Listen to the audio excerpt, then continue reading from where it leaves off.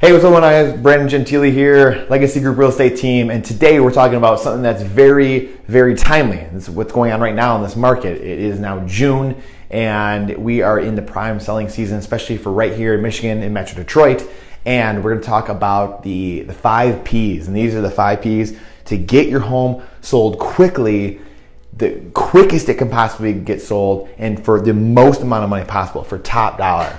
So we're going to jump right into this, but if you have any questions, comments, or concerns on this all, please message us, comment on here, let us know. We're going to jump into it. I don't want to take too much of your time, but I want to go through this. That way you guys can see exactly what we are looking at. So, first thing we're going to talk about is pre. And pre means pre-inspection and pre-appraisal, doing a warranty, something to that effect, but offering something that is going to entice people to and build trust with them and want them to offer on your home. And one of the big marketing geniuses that we follow, he always talks about having an irresistible offer. And part of an irresistible offer is not only the price has to be incredible, and we're going to talk about that. The price has to be incredible, and it's a little bit counterintuitive for getting top dollar. So we're gonna walk through it, but incredible price, but also you have to have an offer that's stacked with some other cool stuff with it. So it could be anything. It could be amenities that are nearby, things you're going to add to the house for them, things you're going to give them. It could be gift cards. It could be any number of things. In this case, we're talking about pre-inspection, pre-appraisal, and warranty. So you could offer a warranty, you could do a pre-inspection on the home, you could do pre-appraisal on the home, get these things done up front. That way you know exactly what's going on going into the transaction, and that gives the buyer a ton of confidence and a ton of clarity going into this, and builds a lot of trust with them, and ultimately is going to give you a better price, and this home's going to get sold more quickly because you have that trust and rapport being built with buyers like that. So that is one of the biggest things right there. Let me grab a drink of this. We're going to talk about, like I said, 5 Ps. This is huge for anything, and we kind of just put this together. I just thought of the 5 Ps. I was kind of walking through a list of the different things that I think about and that we do as a team here, and these are something I just kind of thought about. I was like, wow, these all have to do with a P basically, and just a simple way to think about it. So the next thing is pictures. So pictures are huge, and some of these kind of go into each other and jive a little bit with each other, obviously, but we took the biggest things and the things that we focus on the most, and are the biggest result of top dollar and quickly sold homes. So pictures are huge. Pictures are the number one thing. One of the biggest misconceptions right now in real estate is that signs sell homes, open houses sell homes, people driving around, drive-bys, things like that. Those things aren't selling homes anymore. They do a little bit. I shouldn't say they don't at all. Nothing in life is absolute, but it's open house is less than 2% of homes are sold through an open house. Signs in the yards, sign calls, all kinds of different things like that. The traditional media, things aren't sold like that anymore. They're very, very few and far between, and the return on investment is very low for a seller. And so you always want to think in terms of return on investment. What kind of money, what kind of time am I allocating? If my home is rarely, if ever, going to be sold through an open house, why am I spending 5 hours away from my house? That way a realtor can go generate leads on my house and get other people to work with, but not sell my house. It just doesn't make any sense, right? We want to make sense. We want our clients to be using their time and money appropriately. If someone wants to do an open house, we're not going to, deny them the chance in an open house. But we're trying to make sense. We're trying to educate. It's our job as an advisor, as an educator, as a real estate team to educate the public and educate our clients on what the best uses are, how you're going to get the most eyeballs on your home. So things like that are huge. Pictures are massive because this is how people see it. This is the first impression, the first look at a home nowadays online. Over 90% of home buyers are starting their search months, 6, 12, 18 months before they start searching, and they're looking at pictures online. This is how homes are seen nowadays. So what we do is we hire a professional photographer, a photographer that's been taking pictures for over 30 years. The biggest mistake we see real estate teams make is they're trying to do listings and they're trying to take pictures of the home they're listing themselves. Not only does that not make sense time or money wise, because you aren't the best at taking pictures, you now are not representing that house and representing your client to the best of your ability. So by making the investment and hiring a professional photographer like our team does, we have a photographer come in. She helps arrange the house a little bit if need be, has the best angles of a house, make sure the light is correct, and then presents it in the best light possible. That way when people are seeing, that first impression is up here instead of down here. I've seen pictures literally of realtors in a mirror, taking a picture straight on at a mirror, or I've seen parties where people are like in the pictures in the living room when they're trying to take a picture of the living room. There's stuff all over the place, and it just doesn't provide the best first impression at all, and it really turns people off. So there's an art and a science to things like that. And not only that, the pictures, the quality of them, there's also an art and a science to the number of pictures that you show people online. Some people only have 1 or 2 or 3, and then you start making buyers wonder what's going on. Is there something wrong with the home? There's only showing a couple of pictures to me.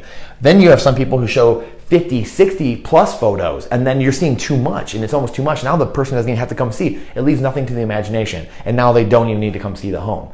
So you have to be very careful with that art and science of pictures. This really is the first big impression that you have. So this next thing we're going to talk about is huge. It's probably what most people want to talk about. All these other things have to do with this thing right here, which is price. Pricing correctly. This is, or fair market value, I should say. So price correctly, we're going to put fair market value. So this is so incredibly important, and you can have all these things. These other 4 things can be done, but if you don't do this, you're dead in the water. You can't, right? If you're overpriced by 10,000, 50,000, whatever it may be, whatever that percentage is that you go over that max range, that range of acceptable values, that fair market value range, now you're dead in the water. And now you're chasing, you have to drop the price, you got to chase the market down. People think something's wrong with it. They know it's overpriced. It's just like you. Think about you trying to sell your home. But if you're going out and buying a home, you're doing the same thing. You're looking at homes and comparing, and contrasting, and saying, well, that one's way too overpriced. I don't want to upset them and offer it lower. That's one of the other big misconceptions. People think that if I price it high, people will come in with a little bit lower offer. And if the higher I price it, people will generally offer about the same, a little bit under. Maybe it's 5% less. Or 2 or 3% less than whatever I listed at. Well, that's not the case. People are doing their comps. They have the ability to do homework now because of online. They can see if your home is really worth $250, but you priced at $300. They're never going to offer. They're never going to give you time of day. They're probably not going to show the house. To be honest with you, you're going to have no showings.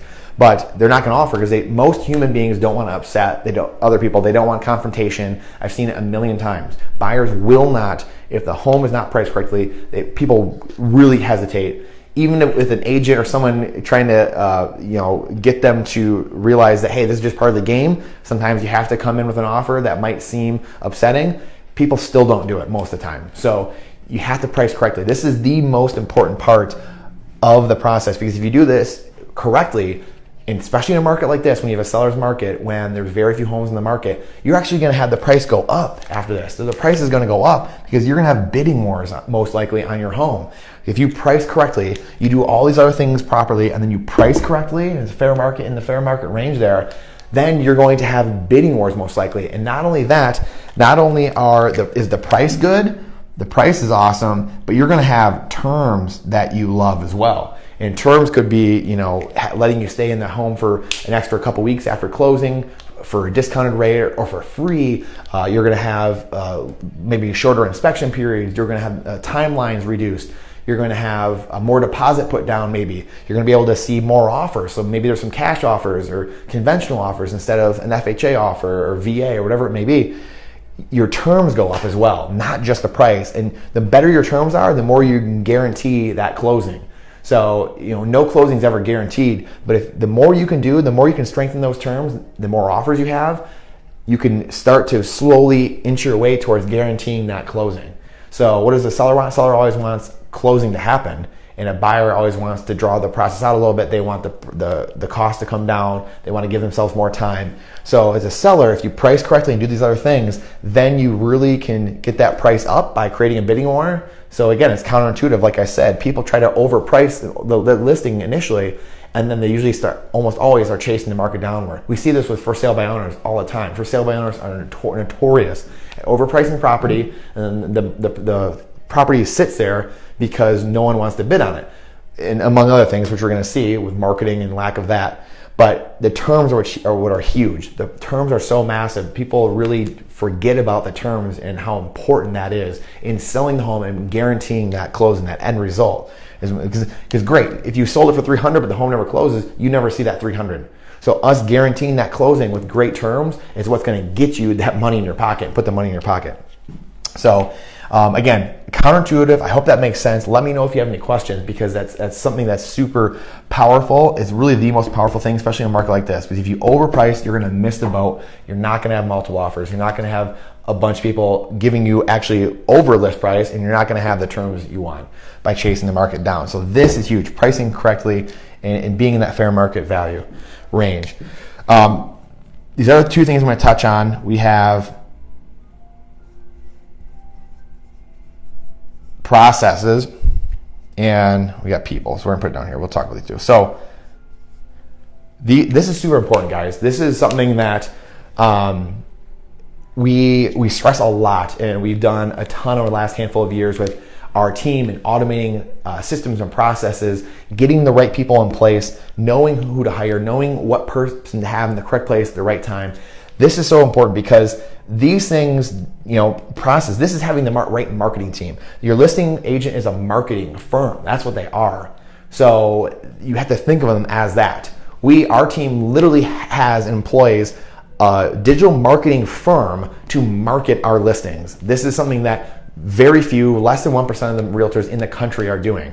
This is because the attention is going that direction. Like I said earlier, people are not watching, they're not looking at the newspaper, they're not driving around looking at road signs, they're not going to open houses like they used to be. So what are they doing? They're watching their social media, they're watching Facebook, they're watching Instagram, they're watching YouTube. We need to have you in those places. We need to have your house in those places. That way you can be seen over and over and over and over again. And because that's where the eyeballs are, that's where the attention is. So having those processes in place, and this is the most important part, having those things are great, but doing them consistently over and over and over again is the most important process out of everything. It's the consistency. I played hockey my entire life, and the difference between being in professional hockey before I retired and leaving that world and looking back and thinking, what was the difference? Because we did a lot of the same things as when I played college or when I played amateur, and I was just growing up playing on my amateur teams. A lot of those systems were the same thing. What was the difference? We just executed at a different level in the pros. We executed at a professional level. This is the difference. A lot of realtors have systems, somewhat the debate, but a fair amount of them have systems, but the difference between an expert person and a professional person, those people, and then an amateur is the execution, the consistency over and over and over and over again. That's the difference. The Detroit Red Wings do the same systems as most college teams and as most junior teams and amateur teams. Yet the Detroit Red Wings, they execute at an exceptional level, day in and day out, consistently, over and over and over again.